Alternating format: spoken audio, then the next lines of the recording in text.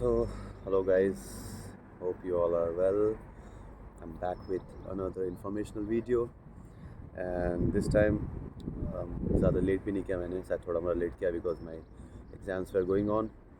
Finally I'm done with my exams and जैसे कि आप लोगों ने देखा था मैंने last time post डाला था YouTube पे भी Instagram पे भी कि next video on which topic, and so the most number of votes was for the visa processing for international students from India, and it will help for the other countries as well because the Irish immigration requirements are same, most probably because many people come up with questions and it's almost same. Like I have been dealing with people from different countries, like they text me on Instagram or LinkedIn and they ask me almost similar questions, and I hope my answers are quite relevant for them as well.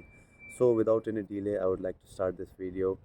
And so as you guys have seen the thumbnail and the topic, so how to apply for student visa for Ireland. Okay, so the first document, I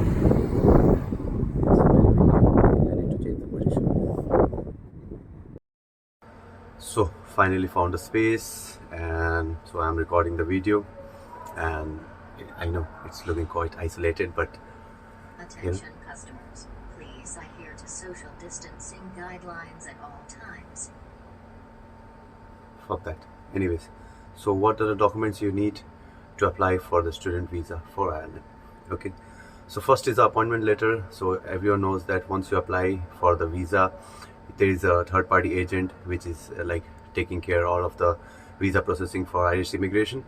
So you have to go to VFS. Okay, and VFS website में जाके आप लोग को apply करना है. Apply करने के बाद वो कोई डॉक्यूमेंट्स वगैरह नहीं मांगते, वो बस पूछते हैं कौन सा स्टैम्प चाहिए. So for student visa you have to apply stamp 2. Okay, stamp 2 apply करने के बाद आपको पेमेंट करना पड़ता है and you will get an appointment letter. Date select कर लो, कौन सा डेट में कौन सा टाइम स्लॉट में जाना है, कौन सी सिटी में आप लोग, वो सेलेक्ट करके आराम से वो प्रिंट आउट निकाल लो. And once you do the payment, वो पेमेंट का भी रिसीट निकाल लेने का. सो अपॉइंटमेंट लेटर चाहिए. अपॉइंटमेंट लेटर आपको मिलेगा जिसमें आपका डेट, टाइम, शेड्यूल, हर चीज़ मेंशन रहेगा. ठीक है,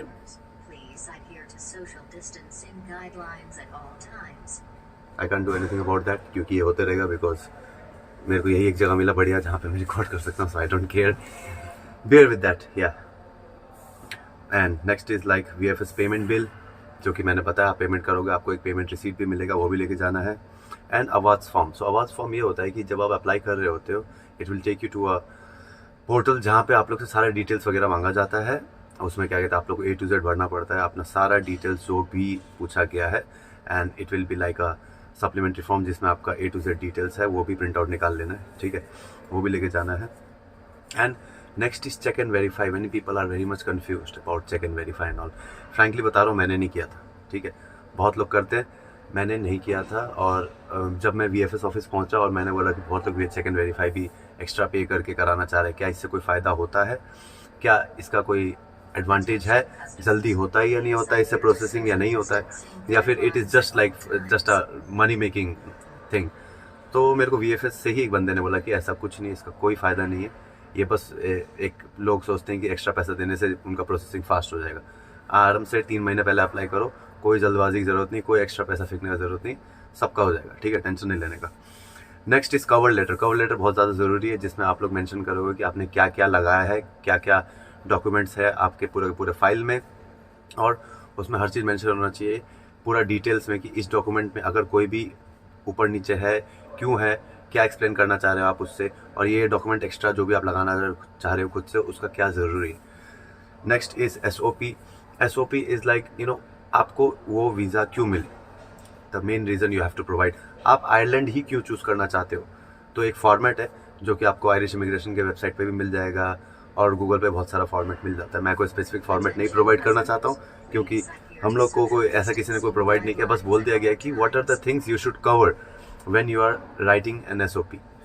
ठीक है, तो SOP का फॉर्मेट आपको कहीं भी मिल जाएगा, बस उसमें मेंशन कर देना फ्यू टॉपिक्स कि why Ireland, why, what will you do after that, what are your future plans. So make sure that after education, after you get a extension 2 years after working, you have to mention that yeah, you are planning to come back to India and whatever okay, जिसको रहने का मन है वो रहो, लेकिन mention मत करो उसमें, ठीक है, क्योंकि वो ये एक्सपेक्ट करके वीज़ा नहीं देते किसी को भी बंदा जा रहा है वापस ही नहीं आएगा, ठीक है। अब आ जाते हैं नेक्स्ट पे, जो कि है फाइनेंशियल मैट्रिक्स। फाइनेंशियल मैट्रिक्स क्या है? बेसिकली मैं एक्सप्लेन करना इसलिए चाह रहा हूँ बिकॉज बहुत लोगों को पता नहीं होता है कि अपने फाइनेंशियल मैट्रिक्स में दिखाना क्या है।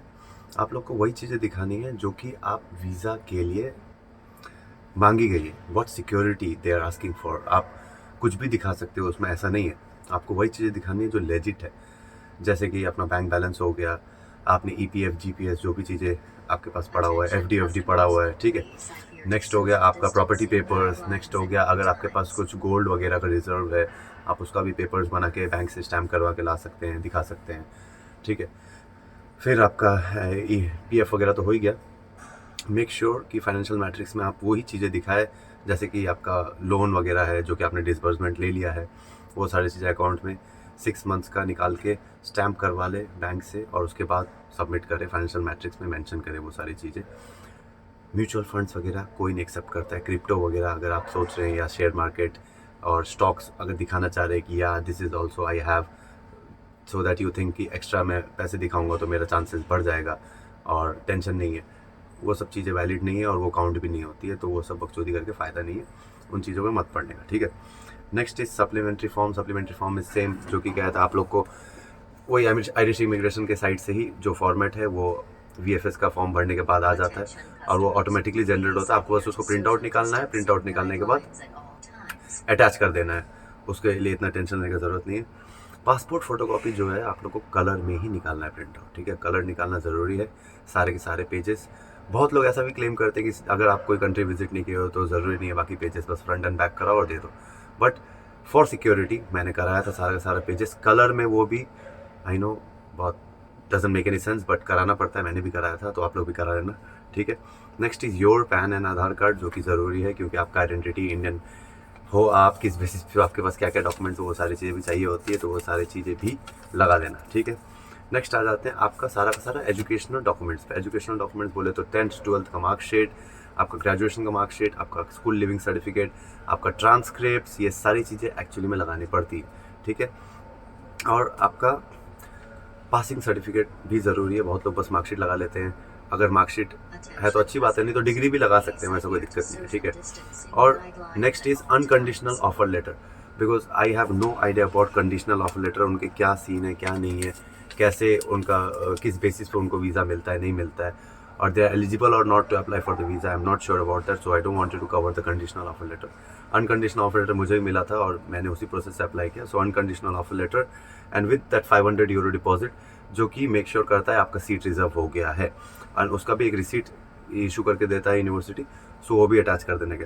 उसके बाद जो आपने अपना 50% ट्यूशन फीस भरा है और आपने जो अपना 10,000 यूरोस टोटल भरा है, जो कि हम नॉन यूरोपियन कैंडिडेट्स के लिए ये एक बेसिक रिक्वायरमेंट है टू अप्लाई फॉर वीज़ा, वो भी अटैच करना है। अब जैसे कि आज ही मैं एक बंदे को सजेस्ट कर रहा था कैसे क्या करना है, he was asking me on Instagram की बैंक में कैसे ट्रांसफ़र करूं या बैंक से डायरेक्ट यूनिवर्सिटी को ट्रांसफ़र करा दूं, तो मैंने उसको वही सजेस्ट किया, खुद से करो और उसके बाद रिसीट वगैरह लगा दो, यूनिवर्सिटी को भेज दो, आपको उसका रिसीट आ जाता है 5 to 7 डेज़ में, ट्रांसफ़र होते ही आपको कुछ दिनों में यूनिवर्सिटी कंफर्मेशन भेज देती है, सो टेंशन की कोई बात नहीं है, ठीक है। बैंक रेमिटेंस रिसिप्ट ज़रूर लगा देना कि आपने यहाँ पेमेंट किया है, तो उसका प्रूफ क्या है, तो वो लगाना बहुत ज़्यादा ज़रूरी है, स्विफ्ट कॉपी वगैरह, ठीक है। तो स्विफ्ट कॉपी भी लगाना ज़रूरी है क्योंकि that's how they make sure कि आपने ही वो ट्रांजेक्शन किया है, किस बैंक से आया है, और अपना ट्रांजेक्शन करते वक्त वहाँ पे अपना स्टूडेंट ID ज़रूर डाल देना, उससे वो लोग को बहुत ईजी हो जाता है आपका अमाउंट ट्रेस करने में, ठीक है। तो स्टूडेंट ID डालना मत भूलना, ये नहीं कि हवा में ऐसे ट्रांसफ़र कर दिया और उनको पता ही नहीं कि आपका अमाउंट कौन सा है, क्योंकि दुनिया भर के बच्चे पढ़ते हैं, यूनिवर्सिटी है, कॉलेज तो नहीं है, तो वो लोग कैसे ट्रेस करेंगे आपका अमाउंट है ये, ठीक है। तो ये बहुत ज़्यादा ज़रूरी है। गर्मी हो रही है, यहाँ से निकलता हूँ मैं, दूसरी लोकेशन पे वीडियो बनाता हूँ, ऊपर से इस मशीन ने चैचू भी बहुत कर रखा। तो गर्मी हो रही थी तो मैं थोड़ा बाहर आ गया फ्रेश हवा खाने के लिए, ठीक है, और रोड क्रॉस कर लेता हूँ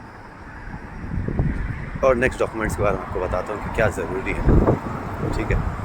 हवा बहुत ज़्यादा चल रही है और चलती भी क्या है यार, हवा, बारिश, ठंड, कौन बोलेगा, मई फर्स्ट वीक चल रहा है, चलो जो भी है। सो नेक्स्ट डॉक्यूमेंट जो है वो है मेडिकल इंश्योरेंस। वो क्यों ज़रूरी है? जैसा कि आपने देखा मैं रोड क्रॉस कर रहा था, आपको गाड़ी ये पीछे से जा रहा है, ये अगर मेरे को ठोक दे तो इसका भरपाई कौन करेगा? हाँ, और इनको क्या पता कि क्या है, आप अपना एक्सपेंसेस यहाँ पे आके उठा सकते हैं या नहीं उठा सकते हैं मेडिकल का कवर। तो this is very much necessary कि आप लोग अपना मेडिकल इंश्योरेंस लेके आए। स्टडी एंड प्रोटेक्ट बोल के एक मेडिकल इंश्योरेंस है, लोग रिकमेंड नहीं करते, और ये कोई पेड वीडियो नहीं है, मैंने जो किया था मैं वही चीज़ें बता रहा हूँ। दुनिया बजाज अलायंस और क्या क्या भी दूसरे भी मेडिकल इंश्योरेंस लेती हैं। मैंने स्टडी एंड प्रोटेक्ट लिया था, अर्चस का 160 यूरो ऑलमोस्ट पड़ा था शायद। सो आप लोग भी वो ले सकते हैं, लेना है तो, नहीं लेना है कुछ भी ले सकते हैं, but that is like applicable in Ireland Europe, and सस्ता भी है और काम चला हुआ है, और क्या, और आके यूज़ भी कर सकते हैं, क्लेम भी कर सकते हैं, अच्छा खासा है, ठीक है। So medical insurance is must, उसके बिना काम नहीं बनना, ठीक है।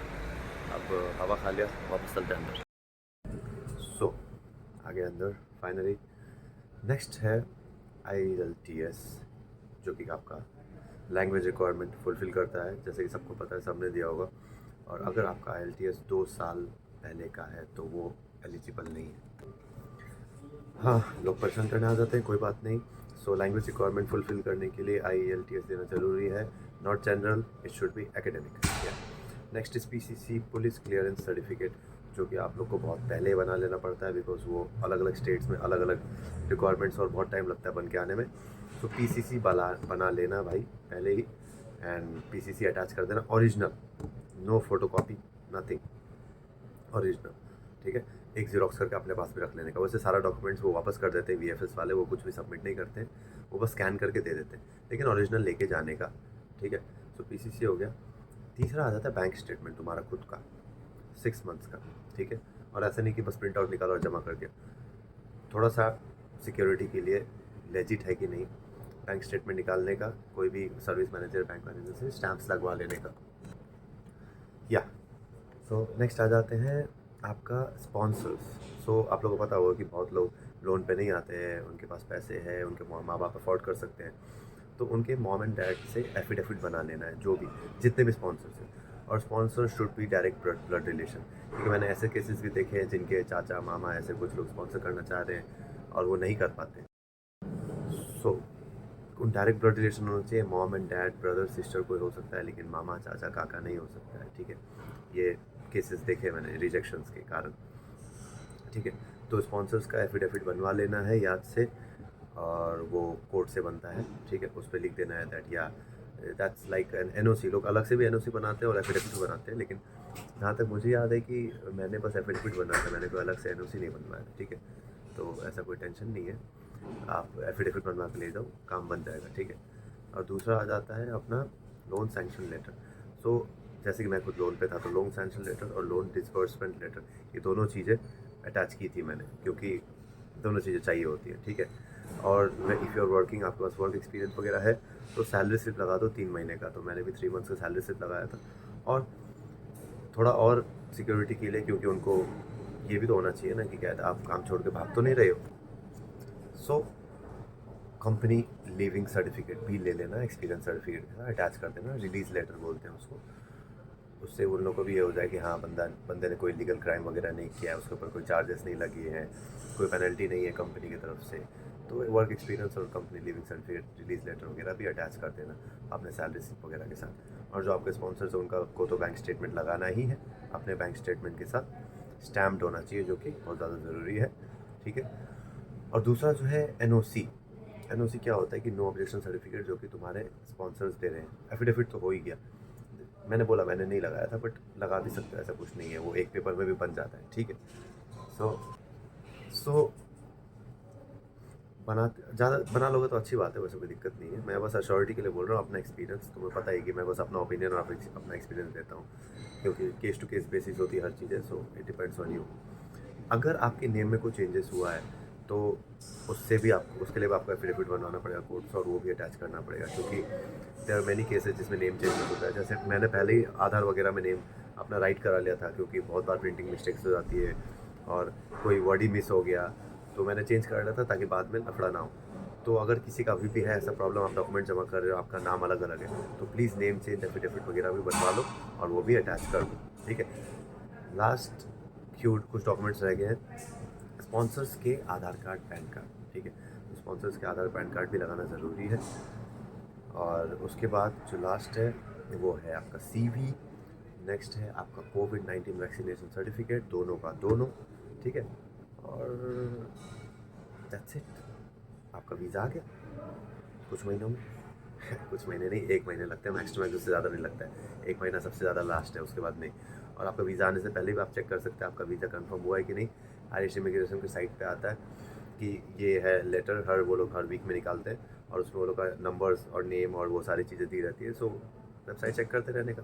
आप पहले भी खुशखबरी ले सकते हैं कि हाँ वीज़ा लग गया, अपना आ जाएगा। जिनका रिजेक्शन होता है वो भी वहाँ पे लिखा रहता है रिजेक्टेड है बोल के, तो आप एडवांस में अप्लाई करना चालू कर दो।